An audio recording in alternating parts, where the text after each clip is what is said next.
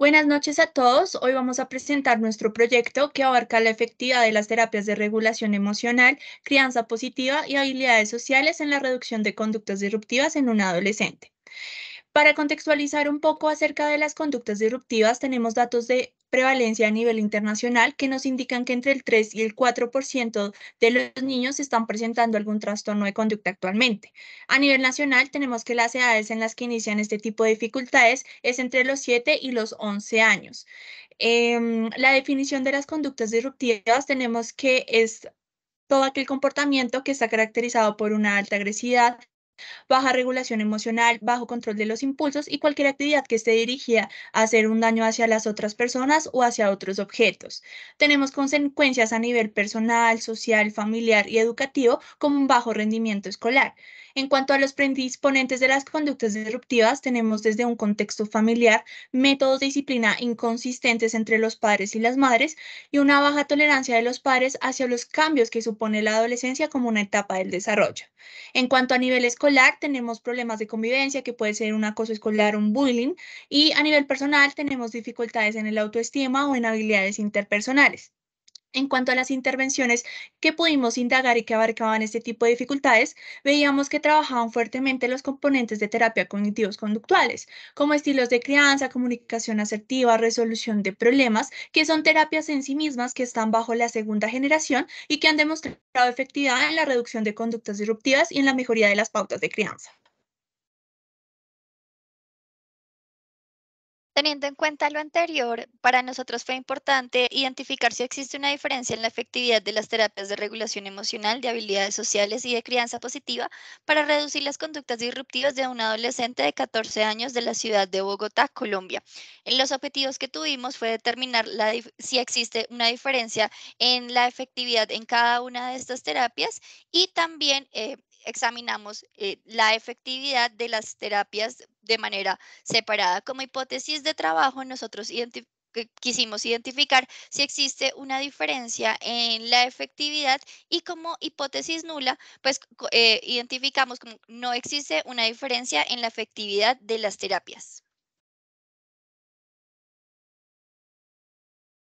Con respecto a la definición de variables, tenemos la variable dependiente y la variable independiente. La variable dependiente se puede dividir en molar y molecular. Con respecto a la variable molar dependiente, se tuvo en cuenta la definición de las conductas disruptivas, como se mencionó anteriormente, son todos esos comportamientos que generan una afectación en el autocontrol y puede incluir como una vulneración de los derechos. Además, se tuvieron en cuenta los factores externalizantes, que son todos esos factores del entorno que influyen en la persona y en su comportamiento, como por ejemplo robar, mentir, luchar,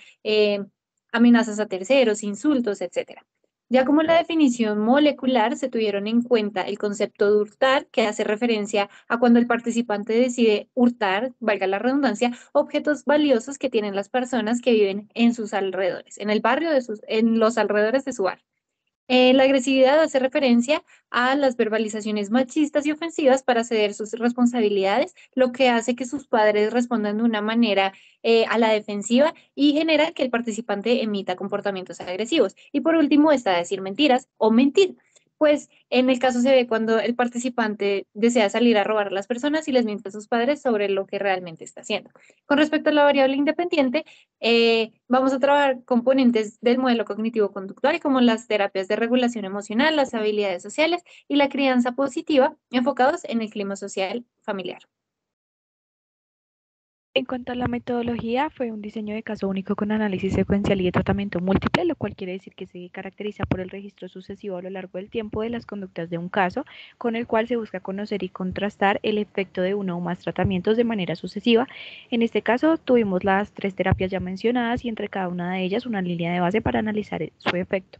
El tipo de investigación es empírico-analítico, lo cual quiere decir que se pretende explicar, controlar y predecir los objetos de estudio adoptando un carácter deductivo. Tiene como base un acumulado de supuestos teóricos relacionados con el objeto de estudio a partir del cual se formulan ciertas hipótesis y es de carácter longitudinal y experimental, en este caso fue de 35 semanas. Se basa en un enfoque científico y recolecta datos cualitativos y cuantitativos empleando medidas continuas o repetidas para dar seguimiento a individuos particulares durante un periodo prolongado de tiempo.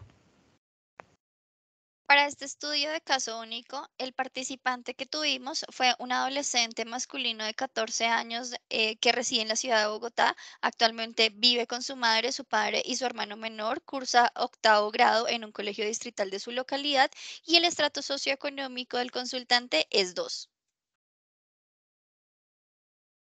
Con respecto a la metodología, el instrumento que utilizamos fue un autorregistro donde la unidad de medida era la frecuencia con la que realiza las conductas de hurto, las conductas agresivas y el decir las mentiras. En el procedimiento se inició con el diligenciamiento y socialización del consentimiento y asentimiento informado. Asimismo, se llenó en conjunto los datos sociodemográficos y luego se inició con el participante específicamente el proceso de evaluación donde se identificó la conducta problema y las hipótesis explicativas del caso, donde posteriormente se le socializaron los resultados a los padres y al consultante para así dar paso a la firma del consentimiento informado que pues ayudaba a dar un inicio del proceso de intervención, el cual estuvo generado pues a partir de la línea base obtenida en la fase de evaluación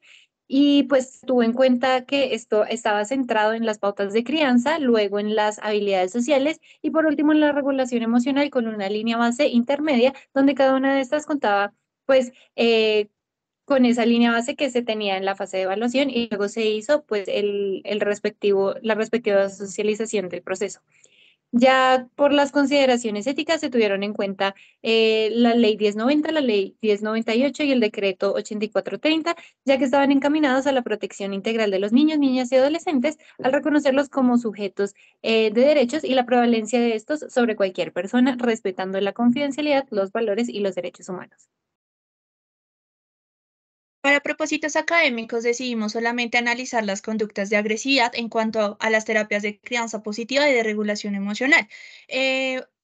en ambos análisis tuvimos similares resultados, solamente vamos a indagar en ellos una vez. En cuanto al análisis visual, vemos que el patrón de la línea base tiene una variación clínica, es decir, no hay una tendencia clara del comportamiento en niveles más bajos, en niveles más altos. En cuanto a nuestras fases críticas que fueron B y C, el cambio de nivel y la tendencia del tratamiento demuestran un cambio abrupto, lo que quiere decir que hay un decremento significativo en la frecuencia de las conductas de agresividad y que este nivel se sigue manteniendo a lo largo de toda la intervención. En cuanto al análisis del PEM y el NAP, ambos estadísticos nos arrojaron que existe un 100% de efectividad en ambas terapias, por lo que debemos aceptar nuestra hipótesis nula de que no hay diferencias significativas en ambas intervenciones. De manera general, lo que mencionan algunos autores que investigamos en el marco teórico es que la regulación emocional, las habilidades sociales, las pautas de crianza positivas, la comunicación asertiva y sobre todo mejorar el desarrollo infantil y ofrecer información suficiente acerca de ello, mejora y disminuye el malestar y las conductas disruptivas de los niños, niñas y adolescentes, ya que ante mejores prácticas de crianza de los padres, menor será el riesgo de desarrollar este tipo de conductas. De manera general, lo anterior se puede evidenciar con los resultados encontrados en el presente estudio, donde se menciona y se halla que las habilidades relacionadas a la regulación emocional son efectivas para reducir las conductas disruptivas. En cuanto a las limitaciones del estudio, básicamente las medidas fueron simbólicas, es decir, que no fue una observación real, no se tuvo en cuenta el sesgo de historia ni el sesgo de maduración y las principales limitaciones directamente es que fue un estudio de caso único y el efecto de tratamiento múltiple, que quiere decir que básicamente se mezclan los resultados de cada tratamiento y no se puede identificar de manera discriminativa el efecto de cada uno. Para próximas investigaciones se recomienda realizarlo con más sujetos y adicionalmente se recomienda tomar estas terapias en otras problemáticas para así identificar su efectividad.